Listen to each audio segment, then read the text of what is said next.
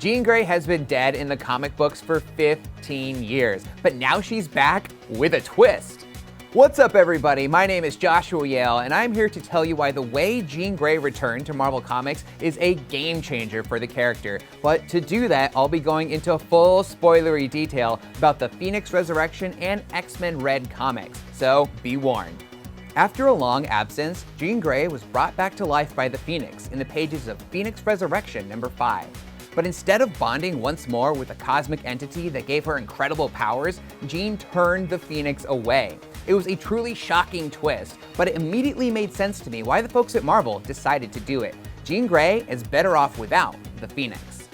Don't get me wrong, the Dark Phoenix saga is one of the greatest X-Men stories ever told, but you don't need me to tell you that. The Phoenix has been featured heavily in all sorts of X-Men shows, movies, and games, and it's the focus of 2018's upcoming movie, X-Men Dark Phoenix. However, even though the Dark Phoenix saga deserves all the praise and adaptions it has received, it has completely dominated Jean's narrative ever since it debuted and has become an inescapable specter from which she cannot escape.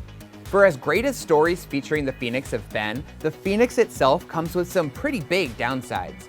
And the first issue of X-Men Red, featuring a returned Jean Grey leading a new team of X-Men, plainly shows that Jean swiping left on the Phoenix was an inspired move. From a storytelling perspective, the Phoenix gives Marvel its own Superman problem, where it's so strong that it becomes difficult for comic creators to find interesting, believable threats for it to face.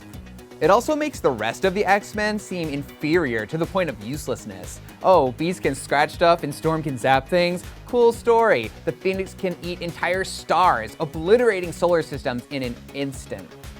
X-Men Red, written by Tom Taylor with art by Mahmoud Asrar, shows Jean with her original power set, so there's a sense of danger as she's forced to quickly throw up a telekinetic shield against a hail of bullets, and she has to use her telepathy to calm down an out-of-control mutant, all while depending on her team for support.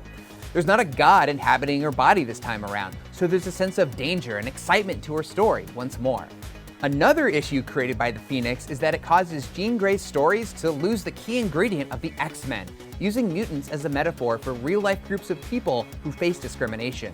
The Dark Phoenix saga sent the X-Men off Earth for a spacefaring adventure where they met aliens and had their climactic battle on the moon, all while they dealt with an all-powerful creature that embodies a concept of the universe. Again, this made for a new, fun, and thrilling story, but it doesn't add anything to the mutant metaphor.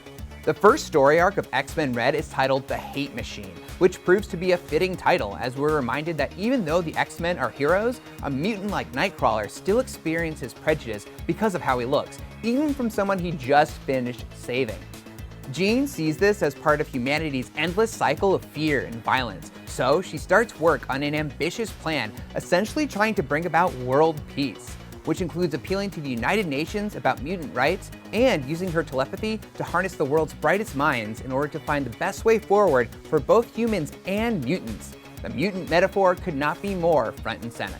Lastly, the Phoenix is a ticking time bomb that can't be ignored, meaning that when it's around, it becomes the sole focus of Jean's narrative. The problem is, we've already seen Jean fighting the Phoenix for control of her mind and fearing its deadly power growing within her. If she has the Phoenix, we know she's going to suffer a lot and then die. That's why taking the Phoenix off the board is such a smart move on Marvel's part. Jean's pre-Phoenix stories showcased her as a key member of multiple X-teams, a woman with an open and caring heart, and a fighter who's been both brave and self-sacrificing in battle.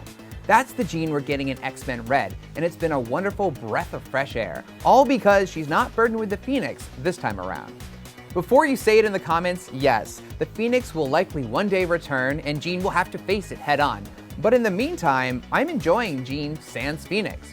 It's nice to be able to read a new Jean Grey story without having to watch her clutch her head, scream in agony, and ignite into a flaming bird. For now, it's good to see Marvel is just letting Jean Grey be Jean Grey for a while. Thanks for watching. If you want to hear me talk about more things I've got issues with, check out what effects I foresee the Disney-Fox deal having on Marvel Comics, or why Iron Man's latest comic run was great for everyone but Iron Man. And be sure to follow and subscribe wherever you like to watch IGN.